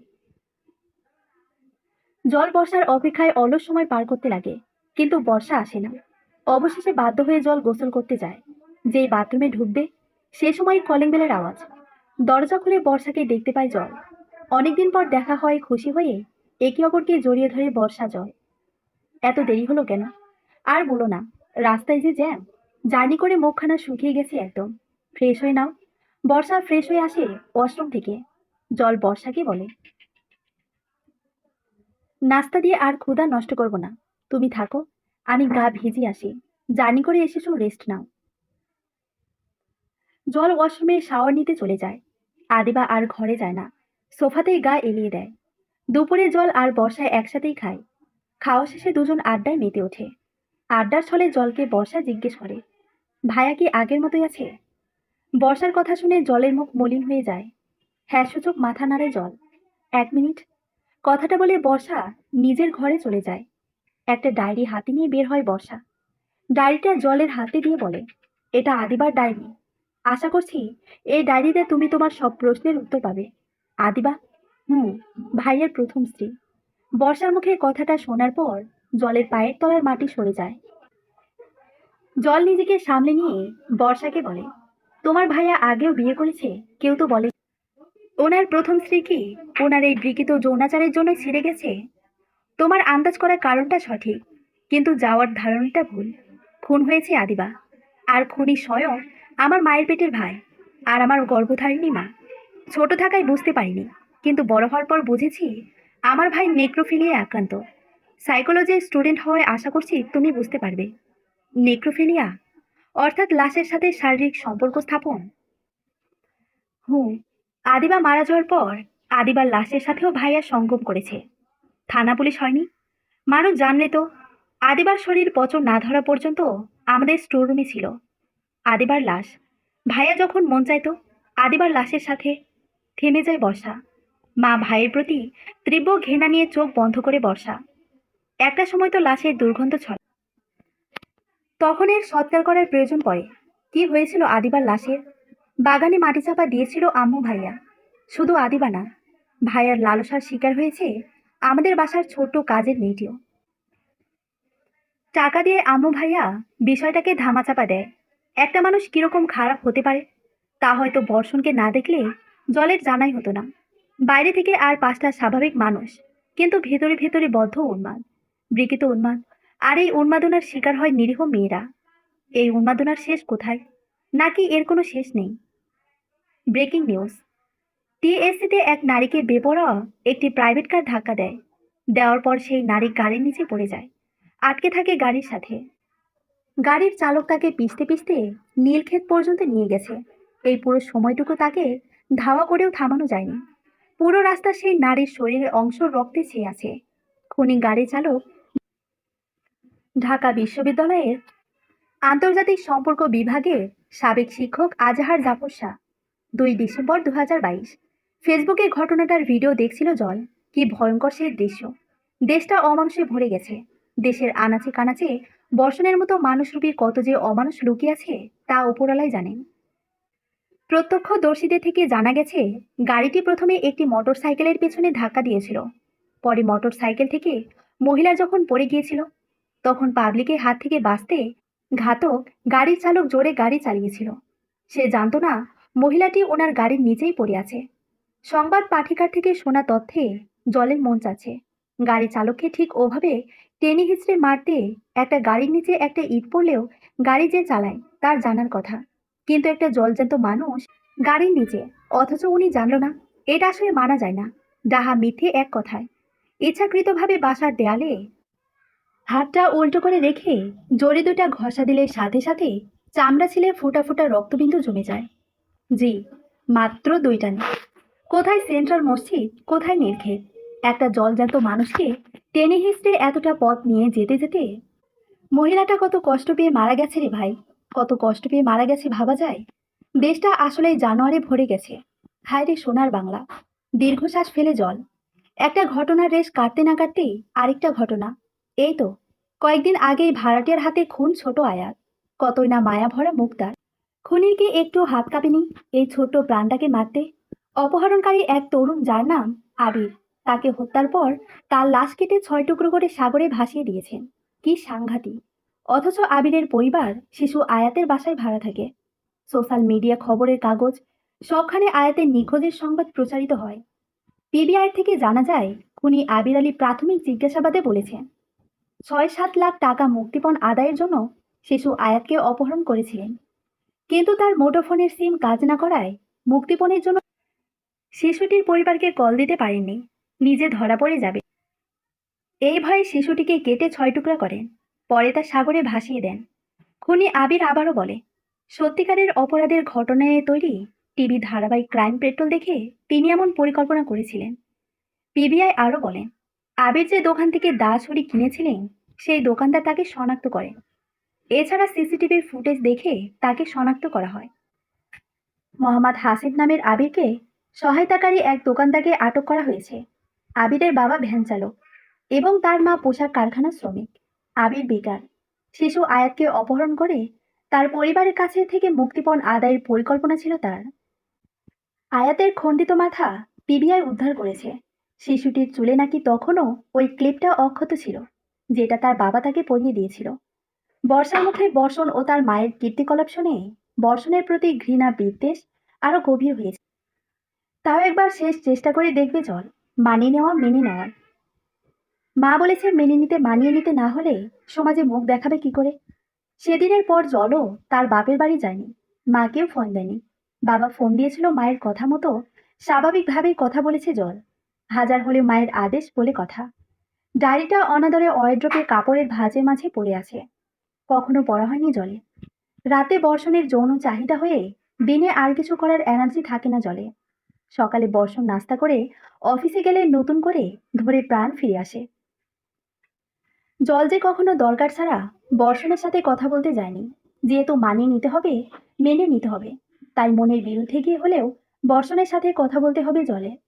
দুপুর 2টোর মতো বাজে এখন। লাঞ্চের ব্রেক চলছে। বর্ষণকে এখন ফোন দিলে মন্দ হবে না, যেই ভাবনা সেই কাজ। জল বর্ষণকে ফোন দেয়। হঠাৎ ফোন দিলে যে? এমনি। আচ্ছা, তাহলে রাখছি। শোনো না। হুম, বলো। আজকে একটু তাড়াতাড়ি আসবে? জলের কথার জবাবে বর্ষণ কিছু বলে না। বেশ কিছুক্ষণ পরে জলকে বলে, আমি পরে ফোন দিচ্ছি। জলকে কিছু বলার সুযোগ না দিয়ে বর্ষণ ফোন কেটে দেয়। জলের ভয় বাড়তে থাকে। আজ রাতে না জানি জলের কপালে কি আছে। কিছুক্ষণ পরে বর্ষণ কল ব্যাক করে। সাথে সাথে জল কল রিসিভ করে। তাড়াতাড়ি আসতে বললে কেন? তোমার আচার আচরণ তো বোঝা যায় আমি দূরে থাকলে তুমি বাঁচো। সারা জীবন তো থাকতে হবে তোমার সাথে, মেনে নিতে হবে তোমায় আমার। যাক, সম্মতি এসেছে তোমার। কেন তাড়াতাড়ি আসতে হবে বললে না তো? ঘুরতে যেতাম। বিয়ের এতদিন হয়ে গেল, কখনো তো ঘোরা হয়নি তোমার সাথে। কাছে তো ধানমন্ডি লেক। রাত্রিবেলা তোমার সাথে হাঁটতাম লেকের ধার দিয়ে। ঘুরতে যাওয়ার কথা বলতেই বর্ষণ কেমন চেতে যায়। হুঙ্কার দিয়ে ফোন কেটে দেয়। ফোনের বিপরীত পাশ থেকে হাত কেঁপে ওঠে। মেঝেতে পড়ে যায় ফোনটি। ভাঙা ডিসপ্লেতে ভেসে ওঠে জলের পুরনো হাসিমাখা ছবিটি। 28শে এপ্রিল 2017। বর্ষণের সাথে আমার প্রথম দেখা হয় বৃষ্টি ভেজা দিনেই বাস স্টপে। কাক ভেজা হয়ে ভার্সিটির বাসের জন্য বাস স্টপে অপেক্ষা করছিলাম। ঠিক তখনই আমার পাশে নীল শার্ট পরিহিত একটি তরুণ আসে। 5 ফিট 9 কিংবা 10-এর মতো হবে তরুণটির উচ্চতা। চুল থেকে টপটপ করে পানি ঝরছিল। জি, সেই তরুণটিই বর্ষণ। আমি বরাবরই ঘর কোনো মেয়ে, সমাজের কথায় যাকে বলে অসামাজিক। তাই হয়তো একই ক্যাম্পাসে থাকা সত্ত্বেও বর্ষণে দেখা পাইনি। সেদিন বাসে টুকটাক কথা হয়েছিল বর্ষণের সাথে। তারপর থেকে আকস্মিকভাবে ওর সাথে দেখা হতো। হয়তো ওপরওয়ালা চেয়েছেন তাই। আদিবার লেখাটা পড়ার পর জলের মনে বর্ষণকে নিয়ে নানা প্রশ্ন জাগে। সে কি আগে থেকে এমন, নাকি রিসেন্টলি এই মানসিক রোগটা ধরা পড়েছে? এমন হাজারো প্রশ্ন কুণ্ডলি পাকাতে থাকে জলের মনে। জল পাতা উল্টায়। 13ই আগস্ট 2017। সপ্তাহ দুয়েক আগে বর্ষণ আমায় প্রেমের প্রস্তাব দেয়। কয়দিন ভেবে আমি ওর প্রস্তাবে সায় দিই। আজ 3 দিন হবে হয়তো। আমরা সারা জীবন একসাথে থাকার প্রতিশ্রুতি করেছি। 10ই সেপ্টেম্বর 2017। বর্ষণ ছিল অ্যাকাউন্টিং ডিপার্টমেন্টের স্টুডেন্ট হয়েও খুব ভালো কবিতা লিখতে পারত। এদিকে বাংলা ডিপার্টমেন্টের স্টুডেন্ট হয়েও আমি কবিতার কও পারি না। যাই হোক, আমাকে নিয়ে লেখা বর্ষণের কবিতাগুলোও খারাপ না। তার মধ্যে একটা কবিতা ছিল, একটা গোলাপ তোমার নামে, পাঠিয়ে দিলাম মনের খামে। ডায়েরির পাতা উল্টে কিছু পাতা জল ছেঁড়া অবস্থায় পায়। তারপরে একটা পাতা উল্টে আদিবার আরেকটা লেখা পায়। লেখাটা কোন দিনে লেখা, অর্থাৎ তারিখ দেওয়া নেই, তবে লেখাটা খুব সুন্দর। জলের আদিবার লেখাটা খুব ভালো লাগে। জীবনের খারাপ মুহূর্তগুলো বালিতে বা মাটিতে লিখে রাখতে হয়, যাতে সময়ের সাথে সেগুলো হারিয়ে যায়। আর সুন্দর মুহূর্তগুলো পাথরে, যাতে সেগুলো সারা জীবন অক্ষত থাকে। শহুরে জীবনে মাটি বালির খুব অভাব। স্বভাববশত ডায়েরির পাতায় লিখে রেখেছিলাম, তাই ছিঁড়ে ফেললাম। আদিবার লেখাটা পড়ে জল কেমন যেন কিছু হারিয়ে ফেলার অনুভূতি পায়। ছেঁড়া পাতাগুলো থেকে হয়তো কোনো ক্লু পেত বর্ষণ সম্পর্কে। আদিবা কাজটা একদম ঠিক করেনি। মনে মনে আদিবার ওপর খুব রাগ হয় জলে। আদিবার ওই পাতাগুলো ছিঁড়ে ফেলার জন্যই হয়তো আদিবাকে নির্মমভাবে মরতে হয়েছে। আর জলকে এত পৈশাচিকতা সহ্য করতে হয়েছে। 14 এপ্রিল 2018। রিলেশনের 8 মাসের মাথায় বিয়ের সিদ্ধান্ত নিয়েছি। ফিজিক্যাল রিলেশনের জন্য বর্ষণের চাপ বাড়তে থাকায় এই সিদ্ধান্তটা নেই। যদিও আমি নিশ্চিত না এই সিদ্ধান্তটা আদৌ সঠিক কিনা। তবে বর্ষণকে আমি হারাতে চাই না। হয়তো তাকে না পেলে আমি মরে যাব না, তবে তাকে না পাওয়ার যে একটা আফসোস থাকবে, সে আফসোস আজীবন আমাকে জ্যান্ত লাশ করে রাখবে। আমার পরিবার বর্ষণকে মেনে নেয়নি। পালিয়ে বিয়ে করেছি আমরা। বর্ষণের কাছ থেকে শোনা সে নাকি আমাদের রিলেশন সম্পর্কে জানেন। তারপরও ভয় কাজ করছে, উনি যদি না মেনে নেন। 24 মে 2018। দাম্পত্য জীবনের 1 মাস হলো। বর্ষণ অনেকটা চেঞ্জ হয়ে গিয়েছিল। ভেবেছিলাম বিয়ের পর ঠিক হয়ে যাবে, কিন্তু না, হয়নি। মানুষটা কেমন যেন হিংস্র প্রকৃতির হয়ে গেছে। শারীরিক চাহিদা ছাড়া আমার প্রতি কোনো আকর্ষণ দেখি না তার। 28 মে 2018। আজ আমার জন্মদিন। বাবা মাকে ছাড়া জীবনে প্রথম কোনো জন্মদিন এসেছে। ভেবেছিলাম বর্ষণ বাবা মায়ের শূন্যতাকে কাটিয়ে দেওয়ার চেষ্টা করবে, কিন্তু সেদিকে তার কোনো ধ্যান জ্ঞানই নেই। বার্থডে গিফট হিসেবে একটা কুড়িয়ানা ফুল দিলেও হতো। প্রতিটা মেয়েই তার স্বামীর কাছ থেকে বিশেষ দিনগুলোতে কিছু না কিছু তো আশা করে। আর ভাল লাগছে না জলে। দীর্ঘশ্বাস নিয়ে জল ডায়েরিটা বন্ধ করে। সপ্তাহ খানেকের মতো হলো জলের শ্বশুর অর্থাৎ বর্ষণের বাবা মারা গেছে। প্যারালাইজড হয়ে দীর্ঘদিন শয্যাশায়ী ছিলেন। বর্ষণের কারণেই বলে এমনটা হয়েছিল। জলকে দেখে এসে বর্ষণ জলকে বিয়ে করার জন্য প্রচন্ড ঝামেলা করছিল। অফিস শেষে বাসায় যতটুকু সময় থাকতো বাগবিতণ্ডা জিনিস ভাঙচুর করত।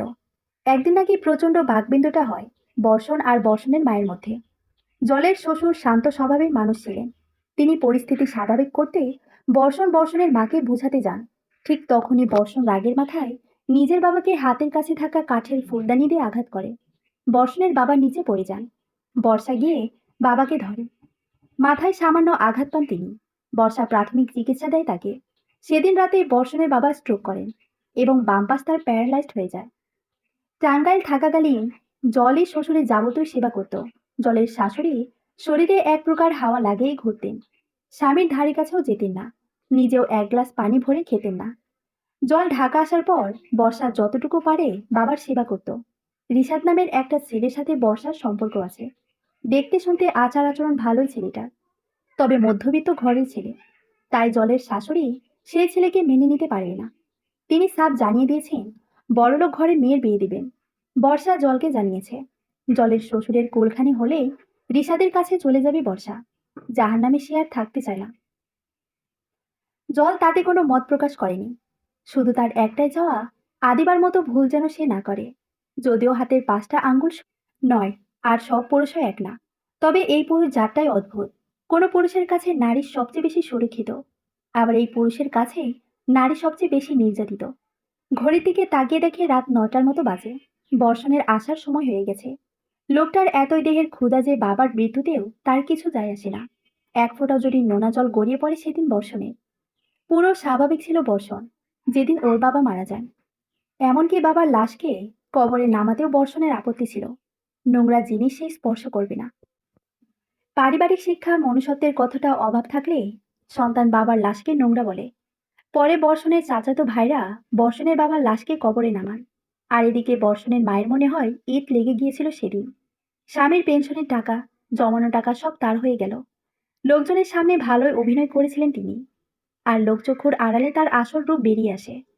মৃত্যুর কয়েকদিন আগে নাকি টিপসই দিয়ে স্বামীর ব্যাংকে সব টাকা পয়সা মহিলা নিজের নামে করে নিয়েছিলেন।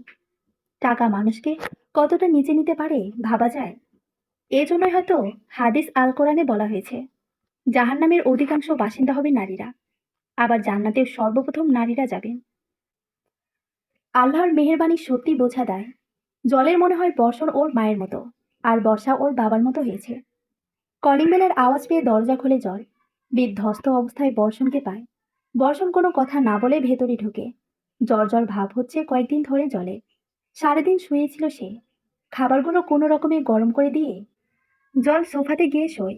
বর্ষণ ফ্রেশ হয়ে খেতে বসে। জল বর্ষণের দিকে শুকনো দৃষ্টিতে তাকিয়ে থাকে। মানুষটাকে মানুষের কাতারেই ফেলা না ইদানিং জল। মানুষ হতো যদি, তাহলে সে গায়ে অন্তত আলতো করে হাত দিয়ে দেখত জলের শরীর ঠিক আছে নাকি। খাওয়ার আগে অন্তত একবার জিজ্ঞেস করতো জল খেয়েছি কিনা। নিজেরটাই বোঝে শুধু লোকটা। ভীষণ স্বার্থপর লোকটা, ভীষণ। বাসনগুলো ধুয়ে রুমে আসো। শরীরটা ভালো নেই আজ, খুব উইক ফিল করতেছি। আজকের জন্য ছেড়ে দাও। আর মানুষের শরীর খারাপ হয় না। যা বললাম তাই করো। জল প্রত্যুত্তরে জল কিছু বলে না। কথায় বলে না, আশায় বাঁচে চাষা। জল বর্ষণের মানবিকতার আশায় কথাটা বলেছিল। কিন্তু মানুষরূপী পশুর তো কোনো মানবিকতা থাকে না। বিশেষ দিনগুলোতে ছাড় দেয় না। আর সামান্য জ্বর, তার ছেলের হাসি হাসি জ্বর। আজ বর্ষণের বাবার কুলখানি হলো। ঢাকা থেকে টাঙ্গাইল এসেছে জল বর্ষণ। ঘরে গিয়ে দেখে বর্ষা জলের শ্বশুরের বিছানায় বাবার ব্যবহৃত সেই জামা বউকে জড়িয়ে একধানে বসে আছে। বাবার মৃত্যুর শোকে বর্ষার মুখ মলিন হয়ে এসেছে। শুকনো মুখ দেখেই বোঝা যাচ্ছে ঠিকমতো খাওয়া দাওয়া করেনি বর্ষা। জলকে দেখে বর্ষা হাউমাউ করে কেঁদে ওঠে। কাঁদতে কাঁদতে বলে, জানো ভাবি, আব্বুর ফতুয়াটা না, এখনো আব্বুর গায়ের গন্ধ আছে। আব্বু এত তাড়াতাড়ি কেন চলে গেল?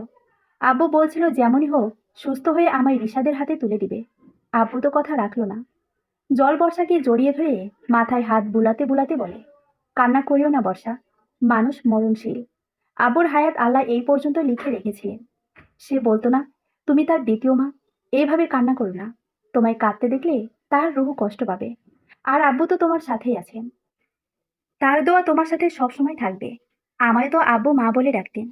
সব মেয়ের কপালে কি থাকে, শ্বশুরের থেকে মা ডাক শোনার সৌভাগ্য। আমার কষ্ট হচ্ছে না, তাই কি আমি ভেঙে পড়েছি? কান্নাকাটি না করে তার জন্য দোয়া করতে হবে। বর্ষণের মা দরজার পাশে দাঁড়িয়ে সব শুনছিল। সে ভেংচি কেটে বলেন, একজনের অভিনয় দেখে কুল পায় না, আরেকজন হাজির। জল কিছু বলে না, দীর্ঘ শ্বাস ফেলে। এই মহিলাকে নিতে জলের শ্বশুর কিভাবে ছিলেন আল্লাহ জানে। জলের মনে হয় না জলের শাশুড়ি কখনো জলের শ্বশুরকে ভালোবেসেছিল। ভালোবাসলে এতদিনে স্বামী শোকে পাগল প্রায় হয়ে যেতেন। বেশ অনেকদিন ধরে জলের তলপেটে ব্যথা হচ্ছিল। এই ব্যথাই মূলত জলের জ্বরের কারণ। ভারী ভারীও লাগে ইদানিং তলপেটটা। তবে জল কি প্রেগনেন্ট? কিন্তু গত মাসে তো জলে পিরিয়ড হয়েছে, তাও বলা যায় না। বর্ষণকে কি বলবে প্রেগনেন্সির টেস্ট কিট আনতে? কিন্তু শেষমেশ যদি আদিবার মতো হয়।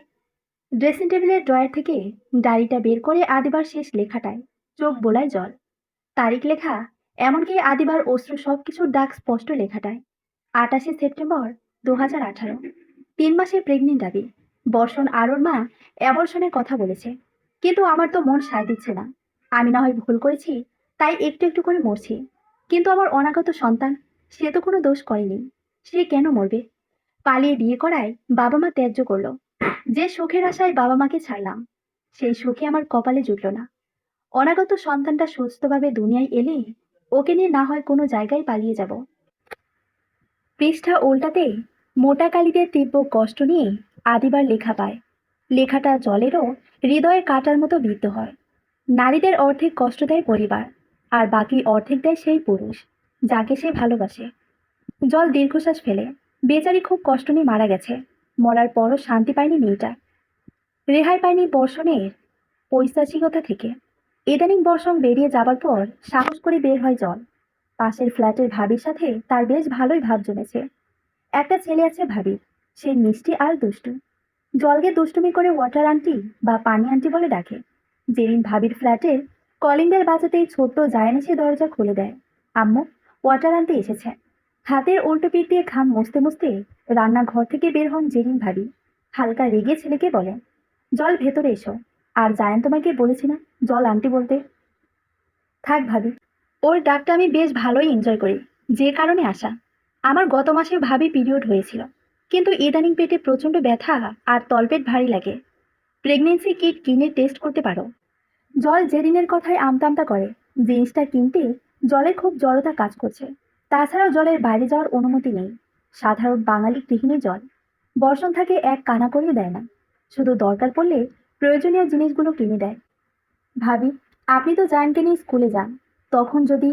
জলের কথায় জেনি লাজুক হাসি দেয়। চোখ মেরে বলে, থাক বলতে হবে না, বুঝতে পেরেছি হাবিকে সারপ্রাইজ দিই তাই না? জল কৃত্রিম লাজুক হাসি দেয়। আমি কালকে সকালে এনে দেবো নি। আচ্ছা ভাবি, ধন্যবাদ, আজ আসি। জল মুচকি হেসে চলে যায়। জেরিন দরজা আটকে সংসারের কাজে মন দেয়। জল ফ্ল্যাটে গিয়ে আবার আদিবার ডায়েরি খুলে বসে।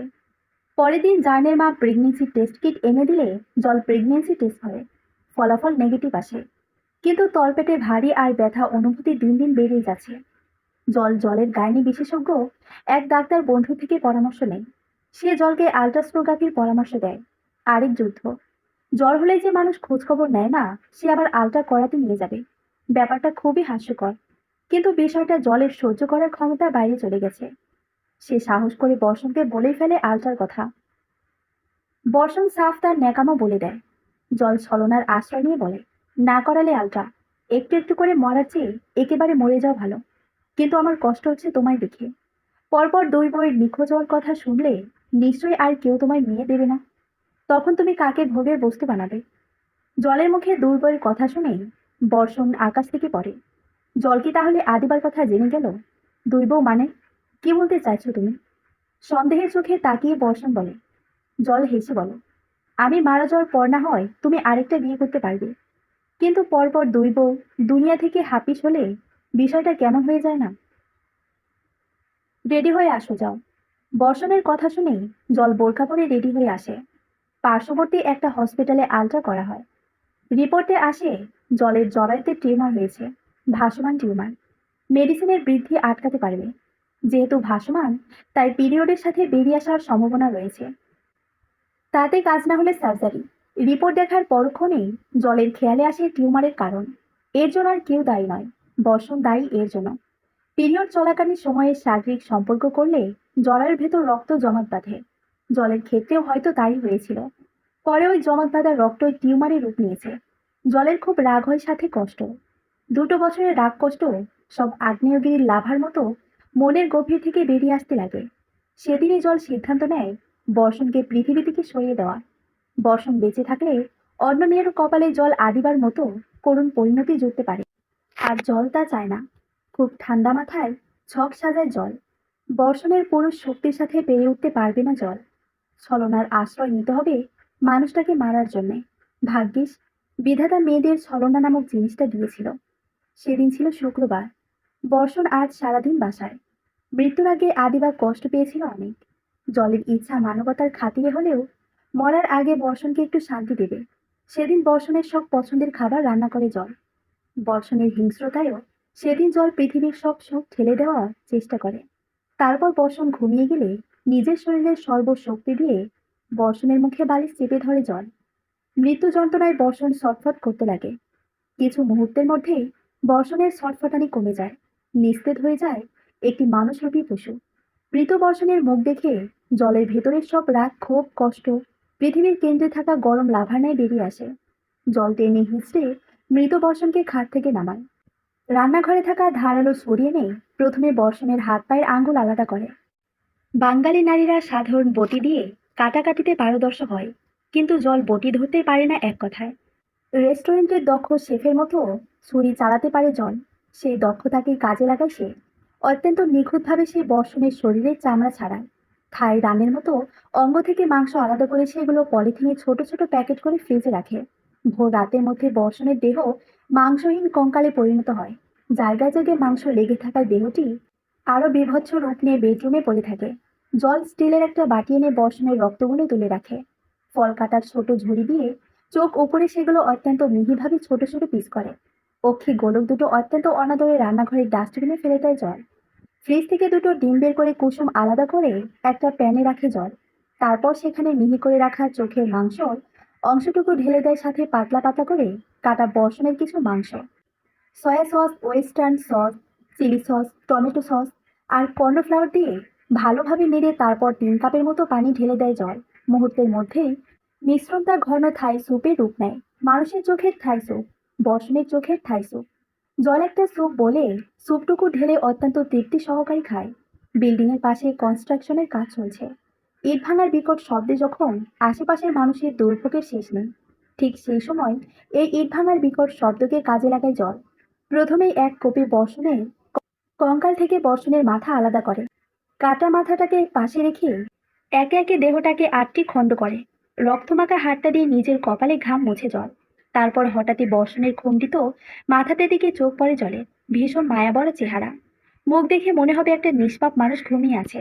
অথচ এই নিষ্পাপ চেহারার মানুষটাই নিজের ভেতরে পশুত্বকে ধারণ করে দিনের পর দিন নিজের লালসা মিটিয়েছে। আর তার লালসার বলি হয়েছে আদিবা আর বাসার কাজের মেয়েটা। আসলে চোখ বন্ধ করে ঘুমন্ত থাকলে পৃথিবীর সবচেয়ে নিকৃষ্ট মানুষটাকেও নিষ্পাপ লাগে। বর্ষণের নিষ্প্রাণ কাটা মাথাটার দিকে জল নির্বাক দৃষ্টিতে চেয়ে থাকে। ঘুমন্ত চেহারাটা রক্ত মাখামাখি হয়ে আছে। আলতো করে কাটা মাথাটার গালে হাত বোলায় জল। নিষ্প্রাণ মুখটার প্রতি এখন জলের মায়া জন্মাচ্ছে, অথচ সবকিছু শেষ। জল বেলকনিতে গিয়ে আকাশের দিকে তাকায়। নোনা জলে চোখের সামনেটা ঝাপসা হয়ে আছে জলে। রক্তমাখা হাতে নোনা জল মুছে বলে, আমি পেরেছি আদিবা, আমি পেরেছি তোমার প্রতি অবিচার করা মানুষটাকে শাস্তি দিতে। তোমার, আমার কাজিনের প্রতি অত্যাচারের প্রতিশোধ নিতে পেরেছি আমি। তোমার মৃতদেহের প্রতি অত্যাচারের শাস্তি আমিও দিয়েছি বর্ষণের দেহকে। ভেতরে থাকা সমস্ত হিংস্রতা আমি বর্ষণের দেহের প্রতি প্রকাশ করেছি। কথাটা বলে হাউমাউ করে কেঁদে ওঠে জল। আজ জল বুঝতে পারছে জলের মনে বর্ষণের প্রতি ভালোবাসা ছিল এবং আছেও। দীর্ঘকাল ঘৃণার ভারী পাথরে ভালোবাসাটুকু চাপা পড়েছিল। সেই ভালোবাসাটা আজ সর্বস্ব শক্তি দিয়ে সেই ঘৃণার পাথর চূর্ণ বিচূর্ণ করে জেগে উঠেছে। কিন্তু এখন সব শেষ হয়ে গেছে। জলের দৃষ্টিসীমা ঘোলাটে কালো হয়ে আছে। চোখের সামনে কল্পনায় বর্ষণকে দেখতে পায় জল। দেখতে পায় বর্ষণ হাত বাড়িয়ে জলকে কাছে নিয়ে বুকের মাঝে ঝাপটে জড়িয়ে ধরেছে। কপালে আলতো করে চুমু খাচ্ছে, যেটা বাস্তবে কখনো হয়নি। মানুষ আসলে কল্পনায় সুন্দর। জলের যখন জ্ঞান ফিরে তখন রাত 10টার কাছাকাছি। শরীরটা বড্ড দুর্বল লাগছে জলের। তারপরও উঠে ফ্রিজ থেকে বর্ষণের মাংসের প্যাকেটগুলো বের করে জল। খণ্ডিত দেহ, মাংস জমানো রক্ত, খণ্ডিত মাথা, সবগুলো একটা বড় প্লাস্টিকের বস্তায় ভরে থানার উদ্দেশ্যে রওনা দেয় জল। বিল্ডিং থেকে বের হবার সময় দারোয়ান বর্ষণের কথা জিজ্ঞেস করে। জল মুচকি এসে বলে, বর্ষণ অসুস্থ একটু, তাই 2 দিন ধরে অফিসে যায়, বাসায় রেস্ট নিচ্ছে। দারোয়ান আর কিছু জিজ্ঞেস করে না। জল বেরিয়ে গলি মুখ থেকে একটা রিক্সা নিয়ে সোজা থানায় যায়। বেশ রহস্যজনক আচরণ নিয়ে জল থানায় প্রবেশ করে। দায়িত্বরত কর্মকর্তারা বেশ অবাক হয়ে যায় তরুণীর আচরণ দেখে। দারোগার চেম্বারের সামনে গিয়ে রহস্যজনকভাবে সেই বস্তা থেকে বর্ষণের লাশ বের করে। বরফ জমানো রক্তের দলাটা থেকে টুপটুপ করে রক্ত ঝরতে লাগে। সেই রক্ত নিজের সারা মুখে মেখে জল হাসতে হাসতে দারোগাকে বলে, আমি আমার স্বামীকে খুন করেছি অফিসার, অ্যারেস্ট মি। কথাটা বলে আবার হাউমাউ করে কেঁদে দেয় জল। থানায় উপস্থিত সকলে নির্বাক হয়ে যায় জলের আচরণে। দায়িত্বরত 2জন মহিলা পুলিশ কর্মকর্তা এসে জলকে ধরে। পুলিশ কর্মকর্তারা প্যাকেট খুলে খুলে বর্ষণের দেহাংশ বের করে। সব পেলেই তারা বর্ষণের চোখ দুটো পায় না। জলকে জিজ্ঞেস করা হলে জল পাগলের মতো খিলখিলিয়ে হেসে বলে, চোখ দুটো তো আমার পেটে স্যুপ করেছিলাম, চোখ দুটো আর কিছু মাংস দিয়ে। জলের কথা শুনে উপস্থিত সকলের গা শিউরে ওঠে। এত ভয়ানক মেয়ে মানুষ হয়? নারী কর্মকর্তারা জলকে লকআপে নিয়ে যান। আর বর্ষণের দেহাংশ ময়না তদন্তের জন্য পাঠানো হয়। টানা 1 সপ্তাহ জলকে জিজ্ঞাসাবাদ করা হয়, কিন্তু জল কোনো উত্তর দেয় না। শুধু একটাই কথা তার, নিজের ফাঁসি। অবশেষে দায়ে পড়ে ইন্সপেক্টর উপমাকে আনা হয়। ইন্সপেক্টর উপমার কাছেও জলের পাগলামি হার মানে। অনেকটা বিরক্ত হয়ে ইন্সপেক্টর উপমা জলের প্রতি নরম হন। কথায় বলে, ভালোবাসা দিয়ে সব জয় করা সম্ভব। সেদিন রাতে ইন্সপেক্টর উপমা জলের সাথেই জেলের ভেতরে থাকেন। ঘুমের ঘরে হঠাৎ তিনি খেয়াল করেন তার পাশে জল নেই। ঘড়ির কাঁটা তখন রাত 3টার ছুঁই ছুঁই। জলকে খুঁজতে গিয়ে তিনি কারো কবিতা আবৃত্তির আওয়াজ পান। জলের কবিতা আবৃত্তি শুনে উপমা নিজের অজান্তেই বলে ফেলে, বাহ কি সুন্দর। জল থেমে যায়। পেছন করে ইন্সপেক্টর উপমাকে দেখতে পায়। ম্যাম আপনি বেশ ভালো আবৃত্তি করেন তো আপনি, কণ্ঠ বেশ মিষ্টি আপনার। জল তার ছেলের হাসি হাসে, দীর্ঘশ্বাস ফেলে বলে, মিষ্টি কণ্ঠ দিয়ে কি হবে যদি জীবনটাই তিক্ততায় ভরা থাকে। আশা করছি খুব তাড়াতাড়ি এই তিক্ত জীবনের সমাপ্তি ঘটবে। আপনি আমায় পুরোটা বললে আমি চেষ্টা করব আপনাকে নির্দোষ প্রমাণ করার। তার প্রয়োজন নেই। স্বামী হত্যাকারী অলক্ষণে বিধবা মেয়েকে সমাজ মেনে নেবে না। মেয়েদের জন্য পুরুষ শাসিত সমাজটা বড্ড কঠিন। যে পুরুষ অহরহ বউ পেটায়, বউকে মারে, ধর্ষণ করে, তারপরও সেই পুরুষই সমাজে অবাধে চলাফেরা করে, ধর্ষিতা হয়, সমাজে অবহেলিত, অপমানিত, শেষে তার পরিণাম হয় আত্মহত্যা। আপনি শুধু আমার ফাঁসির ব্যবস্থা করে দিন। জল উপমাকে বলে ঘুমিয়ে যেতে। উপমা পাল্টা প্রশ্ন করে, আপনি ঘুমাবেন না? জল দীর্ঘশ্বাস ফেলে বলে, না, ঘুম একটা লাক্সারিয়াস জিনিস, যেটা আমার কপাল থেকে অনেক আগেই উঠে গেছে। আপনি ব্যস্ত মানুষ, রেস্টের দরকার আছে। আপনি ঘুমান, আমি না হয় রাতের আকাশ ভরা তারা আর চাঁদের সাথে কথা বলি। 2 বছর ধরে চলে বর্ষণ হত্যার মামলার বিচার। আসামি পক্ষের আইনজীবী না থাকায় আর জলের মুখ থেকে বিন্দুমাত্র কথা বের করতে না পারায় কেসটা আগায় না। সেদিন ছিল বর্ষণ হত্যা মামলার রায় দেওয়ার দিন। পুলিশ ভ্যান থেকে নেমে জল বর্ষাকে দেখতে পায়, কোলে একটা বাচ্চা মেয়ে, পাশে রিশাদ। জলকে দেখে বাচ্চাকে রিশাদের কোলে দিয়ে দৌড়ে যায় বর্ষা, জড়িয়ে ধরে জলকে। অন্যান্য নারী পুলিশ কর্মীরা বাধা দিতে নিলে উপমা তাদের হাতের ইশারায় থামিয়ে দেয়। প্রিয়জনের একটু ছোঁয়ার দরকার আছে জলে। মেয়েটার মনে অনেক কষ্ট, আর এই কষ্ট ওকে মানসিক রোগী বানিয়েছে। বর্ষা জলকে জড়িয়ে কেঁদেই যাচ্ছে, কিন্তু জল কাঁদছে না। মুচকি হাসি তার ঠোঁটে। ধুর পাগলি, কাদার কি আছে? আমায় ক্ষমা করে দাও ভাবি। আমি যদি আগে বলতাম তোমায় সব, তাহলে পানি হয়তো এত দূর গড়াতো না। পরিস্থিতি ভাগ্য তোমায় আগে বলতে দেয়নি, এতে তোমার কোনো দোষ নেই। Past is past. বর্তমান আর ভবিষ্যৎ ফোকাস করো। মিষ্টি একটা মেয়ে হয়েছে, ওর কথা ভেবে হলেও অতীত ভুলে যাও, আমায় ভুলে যাও। তোমার কি মনে হয় ভোলার মতো মানুষ তুমি? হুম, তাও ঠিক। জঘন্য মানুষকে ভোলা খুব কঠিন। স্বামীকে খুন করেছে যে মেয়ে, সেই মেয়েকে তো আরো ভোলা কঠিন। ভাবি, বর্ষার কথা শুনে ইন্সপেক্টর উপমার সন্দেহ হয়। সে বর্ষাকে জিজ্ঞেস করে, আপনি কি কিছু জানেন? বর্ষা কিছু বলতে যাবে, ঠিক তার আগে জল বর্ষাকে ইশারায় থামিয়ে দেয়। জল চায় না মানুষটার হিংস্রতা পৃথিবী জানো। ঝোঁকের বশে যা বলে ফেলেছে ফেলেছে, আর না। জল কথার প্রসঙ্গকে ঘুরিয়ে বলে, মায়ের সাথে যোগাযোগ হয়, উনি কেমন আছেন? যার জন্য আমার বাবা কষ্ট নিয়ে দুনিয়া ছেড়েছে, তার সাথে যোগাযোগ করার কোনো প্রয়োজন দেখি না। থাক, সেটা টাকা সম্পত্তি নিয়ে। শুনেছি নানা শারীরিক জটিলতা দেখা দিয়েছে তার। এভাবে বলে না বর্ষা, হাজার হলেও তিনি তোমার মা। আমি না হয় পরের মেয়ে, কিন্তু তুমি তো তার পেটের মেয়ে। খোঁজ খবর নিয়েও না। দেখেছ, মেয়ের নামই জানা হলো না। নাম কি আমার মায়ের? জল। পৃথিবীর বুক থেকে জলকে হারাতে দেব না আমি। যুগে যুগে তোমার মতো নীরব প্রতিবাদী সাহসী জলের দরকার পৃথিবীর। তাই ওর নাম রেখেছি জল। বর্ষার কথা শুনে জল নিজের গলার হারটা খুলে উপমার দিকে তাকায়। শান্ত গলায় বলে, আমি কি ওকে আমার পক্ষ থেকে এই উপহারটা নিজ হাতে ওকে পরিয়ে দিতে পারি? আদর করতে পারি? উপমা আর না করে না। জল রিশাদের কাছে গিয়ে রিশাদের কোলে থাকা ছোট্ট জলের গলায় ইংরেজিতে যে অক্ষর লেখা লকেটওয়ালা হারটা নিজ হাতে পরিয়ে দেয়। মাথায় আলতো করে চুমু খেয়ে হাত বুলায় জল। পেছন থেকে উপমা বলে, জল, দেরি হয়ে যাচ্ছে। জল বর্ষা রিশাদের থেকে বিদায় নেয়। হতে পারে এটাই শেষ বিদায়। জীবনের শেষের দিকগুলোতে জল কাউকে পাশে পায়নি। নিজের জন্মদাতা বাবা মা মুখ ফিরিয়ে নিয়েছে, কারণ জল খুনি। তাতে অবশ্য জলের কোনো আফসোস নেই। চাঁদ পৃথিবীর সব প্রশংসা করিয়েও একা। জল না হয় ঘৃণায় কুড়ালো। আদালত জলের ফাঁসির রায় না দিলেও যাবজ্জীবন কারাদণ্ড দেয়। জল খুব করে চেয়েছিল ফাঁসি হোক জলের। দুনিয়াটা জলের কাছে নরকের মতো হয়ে গিয়েছে। বর্ষণকে হারানোর পর জল বুঝতে পেরেছিল যে জল বর্ষণকে ভালোবাসে।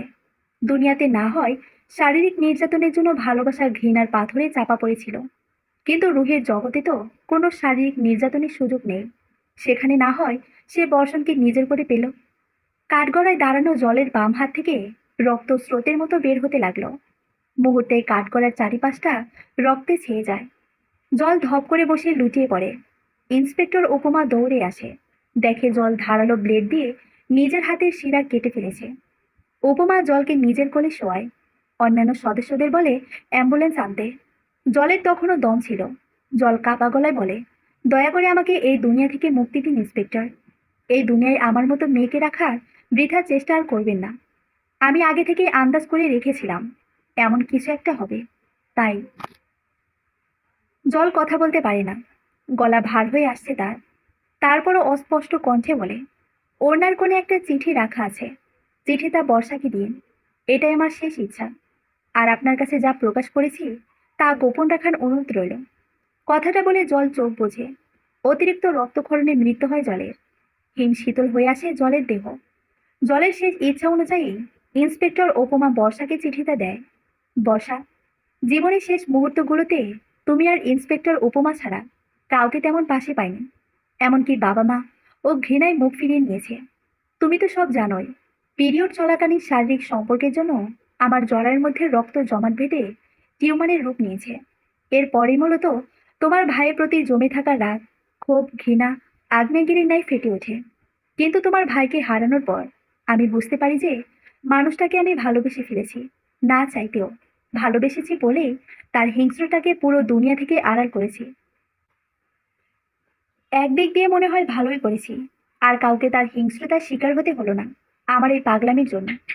আদিবার ডায়েরিটা পড়ার পর আমি পুরাতন বর্ষণের প্রেমে পড়ি, যেই প্রেমে আমায় ধাপে ধাপে কষ্ট দেয়, কাদায়।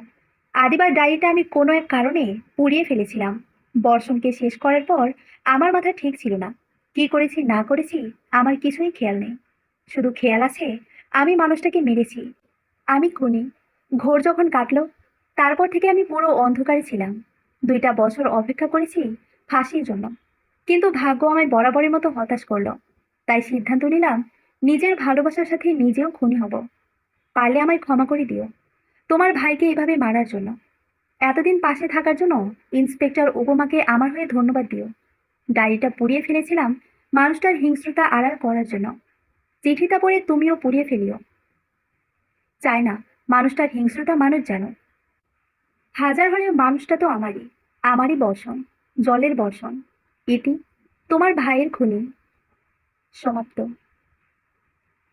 ভালোবাসার পাঠক মহল, আপনাদের ভালোবাসাময় মন্তব্যের অপেক্ষায় রইলাম, যা থেকে আমি লেখালেখিতে অনুপ্রেরণা পাবো। ধন্যবাদ।